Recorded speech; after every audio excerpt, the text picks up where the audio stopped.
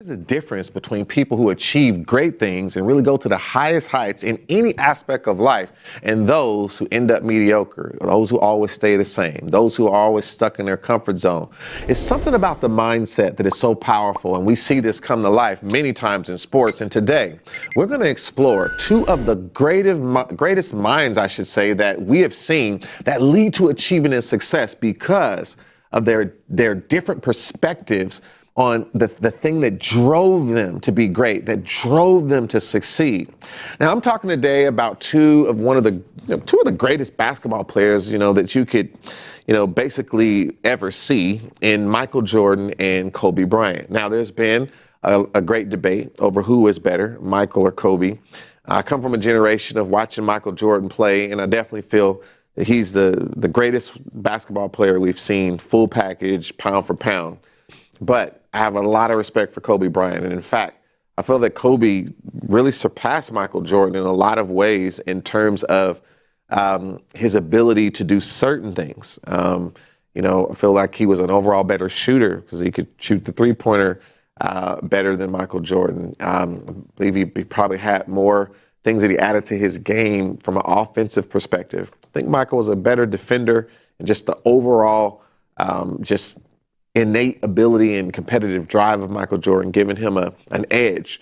But these two mindsets that were in these two individuals is what I really want to explore today, and how we can apply that to a lot of the things that we do today. Let me go to my whiteboard for a minute before we kind of look at some of the things that Michael and Kobe have done.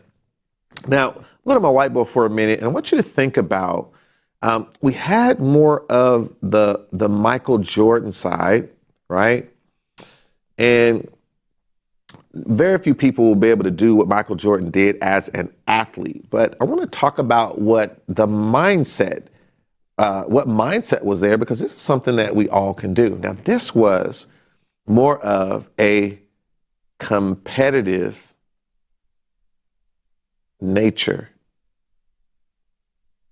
So this is a mindset to just compete. I mean, almost to a level of sickness. I mean, really, to just compete on every detail, so much so that it just drives you to be great because you want to win at everything. And that competitive nature, to not want to lose, right? And to find a reason, right? To find a driver to make that switch turn on. Sometimes Michael Jordan will take little comments that someone made, or someone won an award that year that he feels he should have won. It didn't matter what it was, any little trigger, right? And the thing about that, a lot of people who play ball with Michael Jordan will tell you that really separated him is this was such a deep competition. I mean, it went outside of basketball. Like two people throwing something in the garbage can. It's like, let's see who can make the most in the garbage can. I mean, he's getting serious, right, about sweating and stuff. Why? Whatever it was, that competitive nature was there. And he could be up all night, playing cards, golf the day before, and then come with that extreme competitive nature, ready to go to the highest height. And this is what really was a mindset that was just unwavering, right? It just really drove. And people who are able to tap in to a competitive space in their mind, right, to compete against your childhood, to compete against the people who hurt you? Are you going to allow the one person that hurt you end up ruining the future relationships you have? Or are you going to compete against that? Finding the right thing to compete against. This is a mindset you can have where you're starting to learn how to place the competitive edge on what you want it to be. This is oftentimes what Michael Jordan did. It was something that wasn't even there. No one even said anything, but he took it that way, and he purposely made it that way on the inside so that he could find a reason to turn that switch on that wouldn't quit, that would not give up, and that would fight to the end to win. So his ability to create his own reason, right? I want you to keep that in mind, the ability to create your own reason. Can you create your own reason? We all have that ability to be great, to do our best, to rise above whatever, but it's the reason, right? So if you knew someone you love was trapped under a car, we've seen moms do this. They literally lifted a car. They didn't know they could do that, but their child was stuck. And they start to do things. Adrenaline started to flow. You see people who really begin to rise up because there was a fire and they went to go save someone and they did something they didn't know they could do. Conditions and environments is what causes us to rise above our limits because we know we have to, right? When the environment changes, we change. The difference with this competitive nature, when you know how to use it the right way, that kind of spirit of what Michael Jordan emulated in basketball, one of the things that you're able to do is you're able to create that catastrophe within yourself, right? That I have to do this in my business. I have to do this in my relationships. I must do this with my health. And I'm competing against, sugar. I'm competing against, sodium if necessary. I'm competing against high blood pressure. I'm competing against diabetes, whatever it is, right? I'm competing against keeping my communication strong with my wife, or if it's someone's husband, or, a critical relationship at work. I'm competing against that, and I find a reason to rise above what I would normally do, to do beyond what is expected, which is what excellence really is. So this is what I want you to see. It's that ability to turn your own switch on and to make something competitive within you. And this is what he was able to do. Now let's go back to the whiteboard for a minute. Now, conversely, we have another mindset, right? Now, Kobe Bryant, here was someone, sometimes people refer to his mindset as the Mamba mentality, but I want to focus on a specific thing. I want to focus on Kobe's commitment to learning. Commitment to learning. Now, Kobe, like all great ball players, had talents that were some things that he had, right? Like some talents. I mean, he was 6'7", I believe. That's something he was born with, right? But what's so interesting about Kobe Bryant is his willingness to learn. And this is another thing that will make someone great, that'll cause you to be a high achiever, is when you have an intense commitment to learn.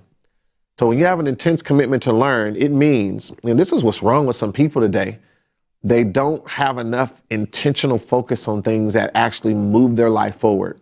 They watch too much television, they're on social media too much, they're watching too many sports teams and looking at other people, be great at what they do, right? Even when their team wins, they say, our team won, like as if they're getting paid from the team. They don't realize, Kobe wasn't worried about what other people was doing. He was worried about basketball because that's what he was into. And I love how he was willing to humble himself and just simply ask, like, Michael Jordan, how do you do this fadeaway jump shot? What is the footwork on this? He called, for advice on how to handle building teams. How do you work with when you have this intensity in you as a leader, and how do you motivate your team? And he would talk to these champions like Michael Jordan and Magic Johnson. Hakeem Olajuwon was one of the greatest centers in basketball, who had some of the best footwork that you would ever see. And so many people admired his footwork. Kobe would go to Hakeem Olajuwon and say, listen, please show me what you do with your footwork. Let me know, how do you get it done? He went to his camps and he learned over and over. He went to Gary Payton and said, Gary, you're one of the best defenders in the league, and everyone knows it. How do you, tell me how you get more steals? How do you position yourself when you're defending someone? What is the secret to this or that? And what's so amazing is Kobe on the floor when he's playing, I mean, he's absolutely trying to annihilate you, right? But yet he would call someone that is one of his competitors, someone that he is with and competing against on a daily basis, and humble himself and say, hey, man, how do you do this? So this is just a powerful attribute to have, to be willing to ask for help, to be willing to ask someone who's better at you than something to tell you what they're doing. So many people will not grow, and so many people will never be high achievers because of this very thing, not being willing to admit that they need help from someone else, and then being willing to actually ask.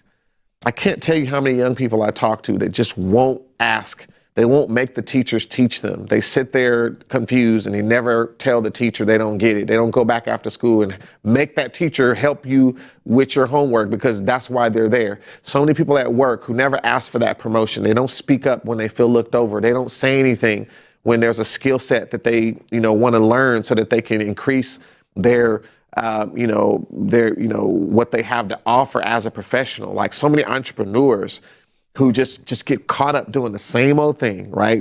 Doing the same thing every single week, trying to sell some things, trying to do this and that, going to an event here or there, or doing something online, but they know that their business is not where they need it to be. They're not, they're a few incidents away from being out of business, or maybe they're doing great and they're making money, but they know their business is out of control. They're stressed, their health is waning, their mindset is being impacted, their family is being impacted, and they don't ask someone who's been where they've been to just simply tell them and then being willing to go and do it and work on it, right?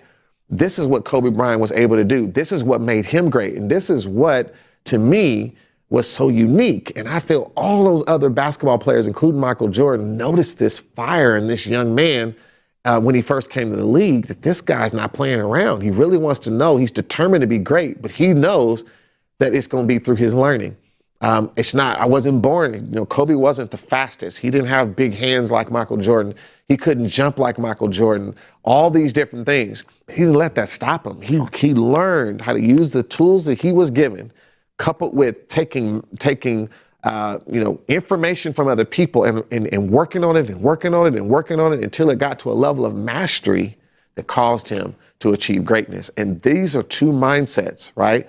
How to turn on your own switch and create a competition within you to be great, and how to have a commitment to learning. You do these two things, there's nothing you can do. All right, nothing you can't do, I should say. Now, we're gonna go to some clips. Let's look at some clips here, and we're gonna look at some clips of Michael and Kobe, and I want you to notice with that backdrop, two of the greatest to do it, and we'll kind of talk through a few things as we watch. Let's jump in. Michael and Kobe.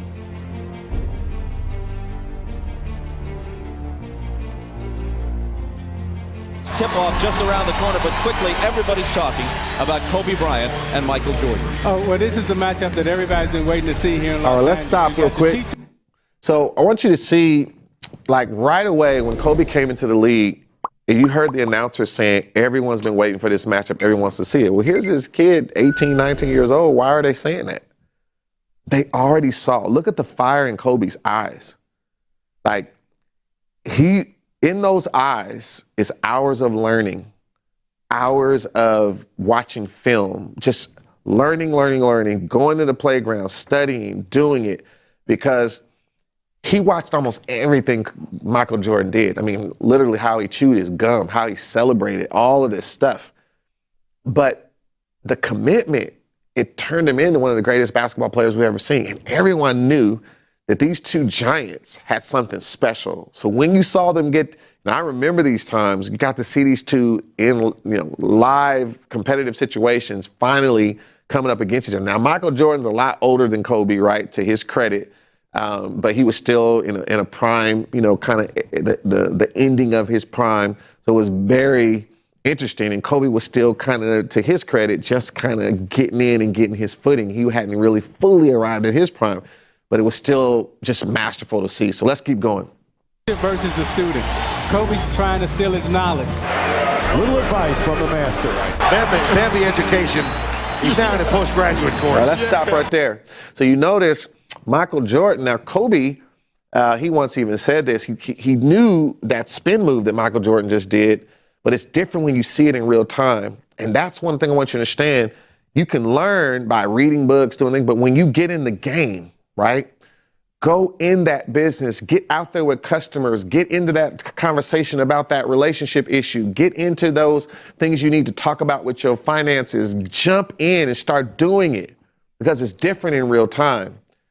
When that spin move happened, before he knew it, Michael was at the rim, right? And so I want you to notice here is Kobe has everything you're seeing right now. Kobe has already studied this about Michael. He knows this. He practices it himself. But now he doesn't understand that Michael's the originator of this. So when you're originator, you can make adjustments to the situation because you're always adjusting. So it's not the move that was great, it's the mindset that made the move. And that same mindset can adjust the move.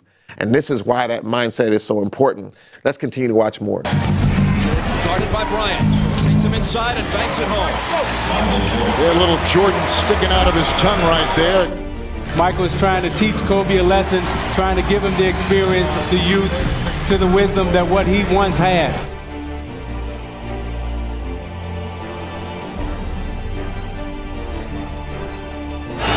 Kobe on Michael. To the foul line, the jumper over him. All right, let's stop there again. So you can see like all of this footwork, positioning, body control.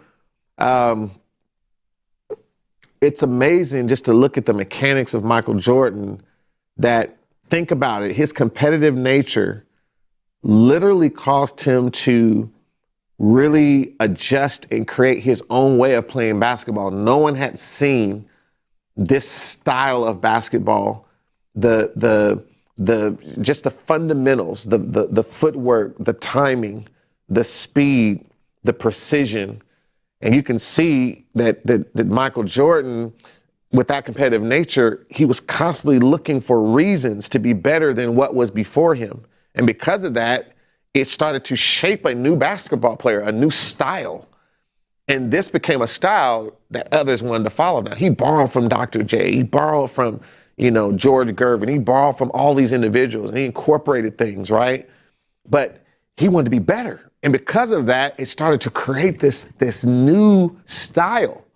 And this is what we're kind of witnessing here. Now, let's give them a full screen. I might break in here a little bit. I want y'all let me get y'all some more full screen of this video so you can enjoy it even more. Let's continue. The first quarter will conclude. Kobe has a chance to be what Michael is in this league. It's going to take him some time to get there, but he's up to the challenge and he's up to the test today, Bob. Let's stop right there. So notice we said everyone knew that Kobe was imitating Michael, like everyone could see it. But then there was still this growth pattern that had to happen. And this is what happens with learning. Learning requires patience and growth. And learning is something that has to lead to mastery. So we're not just learning to learn, we have to get to mastery. So imagine all the learning and the learning and the learning and the learning and the learning and the shots and the practice, all of that. Did you know that Kobe Bryant has missed the most shots out of every basketball player that ever played in the NBA? He's missed the most shots. And what's so amazing is it's a badge of honor to him because it shows he was willing to take those shots because he was all about the learning. He didn't care about his percentage. Michael Jordan was a little bit more, precise with his competitive nature. He even competed on his percentages. He didn't want to be just doing. Kobe didn't care. He's about the learning, and he's going to do whatever he has to do to win. And everyone knew this, right? So you can see Isaiah Thomas, one of the announcers there, another great basketball player, realizing this young man is coming, and his young man is dedicated, and that fire in his eyes, that willingness to learn. He's constantly, year after year, gleaning, and this was, beautiful to watch these two, beginning to go head to head. Now let's jump back in. Let's go full screen. Kobe Bryant is guarded by Michael Jordan, and the fall away by Kobe Bryant, and even Michael Jordan. Now let's stop right there. Now that turnaround jump shot, Michael Jordan had been doing that before Kobe even got in the league, right? But you could see Kobe was working on that. He was watching. And literally the way he backed down and the way he positioned to turn and get that shot off. And Michael Jordan knows what he's doing because that's his move. And so Michael Jordan's hand is all there because he knew it was coming, but Kobe still rose above that and got that shot off all net, all from the learning. And even in this same game, he's whispering to Michael and trying to get gleaning, like, how do you do this? How do you do that? That's what's so powerful about the commitment to learn. And yet, the competitive nature of Michael at the time, he's still saying, it's an honor to see this young guy coming up, but I still need to win, right? So they're going at it. And now we're seeing more of Kobe. We saw a lot of with Jordan, and here's a little of Kobe. Let's jump back in. That Kobe Bryant, the future of the NBA. You're looking at the present and the future right there.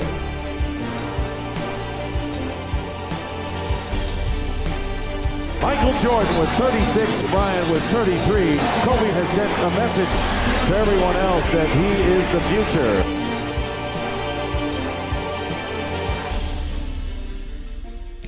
All right, let's stop here. So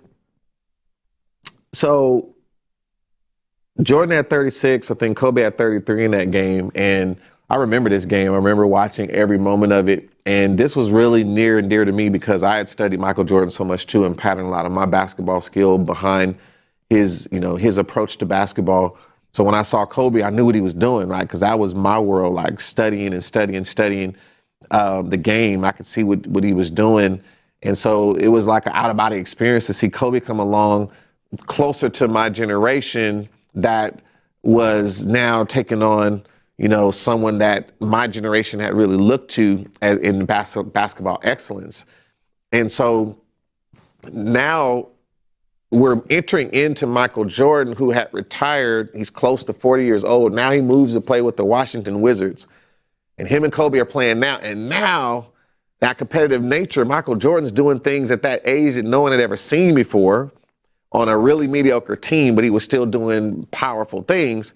Kobe now is in this new position. He has now become like the greatest in the league at this time with his skill set and ability. He has, of course, a better team with him and all of that. But now they're back again, and Kobe now, the student has become the teacher a little bit, right? Or the student has become a teacher, I should say. He wasn't really teaching Jordan anything, but Jordan has slowed down, lost his step, he's getting older. But also Kobe had now taken so much from Michael Jordan and so many other players, and it was his time. And so this is interesting to see them now going at it now at this stage of life. Let's look at this some more. When you come to a basketball game, you want to look at Kobe Bryant and say, hey, I know I'm going to see something tonight that I probably have never seen in basketball. That's why the fans compare him to Michael Jordan.